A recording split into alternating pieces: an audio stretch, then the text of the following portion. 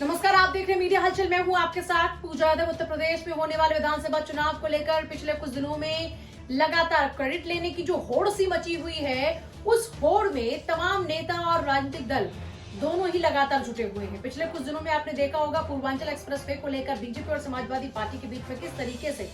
श्रेय लेने की जो होड़ लगी हुई थी। उसके बाद भी चाहे सरयू नहर परियोजना की बात हो या फिर इसके अलावा अब काशी विश्वनाथ कॉरिडोर की बात हो। एक तरफ जहां काशी नगरी यानी भगवान शिव की नगरी दुल्हन की तरह सजी हुई है, प्रधानमंत्री मोदी कॉरिडोर का उद्घाटन करने के लिए पहुंच रहे हैं, वहीं दूसरी तरफ इस कार्यक्रम से पहले एक बार फिर से यही श्रेय लेने की होड़ फिर से मच चुकी है। एक तरफ जहां बीजेपी लगातार ये दावा कर रही है कि उत्तर प्रदेश में विकास परियोजनाओं की अगर शुरुआत ही किसी ने की है या यूं कह लीजिए कि बेहतर विकास अगर किसी ने दिया है तो वो सिर्फ और सिर्फ बीजेपी है। लेकिन दूसरी तरफ समाजवादी पार्टी ने पहले पूर्वांचल एक्सप्रेसवे को लेकर दावा किया था कि ये पूर्वांचल एक्सप्रेसवे उनकी देन है, और अब इस कॉरिडोर को लेकर भी अखिलेश यादव ने इतना बड़ा दावा कर दिया है। अखिलेश यादव का ये दावा है कि ये योजना, कॉरिडोर योजना भी उन्हीं के ही नेतृत्व में आई थी और कैबिनेट में इसको लेकर प्रस्ताव भी मंजूर हुआ था। यानी एक अपने आप में बहुत बड़ा दावा अखिलेश यादव ने कर दिया कि न सिर्फ पूर्वांचल एक्सप्रेसवे बल्कि जिस कॉरिडोर को लेकर इतना बड़ा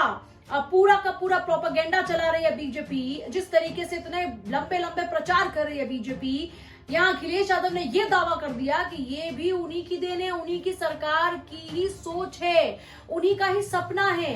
यानी पूर्वांचल से लेकर आप अगर काशी नगरी की बात करते हैं तो यहाँ पर भी अखिलेश यादव अपना दावा ठोक रहे हैं विकास परियोजनाओं को लेकर, और जिन योजनाओं का गुणगान लगातार बीजेपी कर रही है उन पर अपना दावा ठोक दिया है। इसके अलावा भी बीजेपी को लगातार घेर रहे हैं अखिलेश यादव और ये कहा कि ये चाहे कॉरिडोर की बात कर ले या फिर और अन्य विकास परियोजनाओं की बात कर ले, जब इनसे सवाल पूछने की बारी आती है तो ये इसी तरीके के बड़े बड़े उद्घाटन करना शुरू कर देते हैं ताकि इनसे कोई सवाल ना पूछे। बेरोजगारी उत्तर प्रदेश में इतनी ज्यादा व्याप्त है, यहाँ लॉ एंड ऑर्डर इतना ज्यादा खराब है, लेकिन इन मुद्दों से बचने के लिए ही बीजेपी इस तरीके के जो मूवमेंट है वो चलाती है ताकि उनसे कोई सवाल ना पूछ पाए। ये दरअसल अखिलेश यादव के मुताबिक ये कहने का मतलब था कि ये तौर तरीके हैं सवालों से बचने के। अपने आप पे बड़े आरोप अखिलेश यादव ने बीजेपी के ऊपर लगा दिए। इसके अलावा देखिए गोरखपुर में जो विश्वविद्यालय, उसको केंद्रीय विश्वविद्यालय बनाने की भी वो कोशिश करेंगे, उसको लेकर प्रस्ताव तैयार करेंगे और केंद्र तक उसका प्रस्ताव लेकर जाएंगे। इस पर भी उन्होंने बड़ा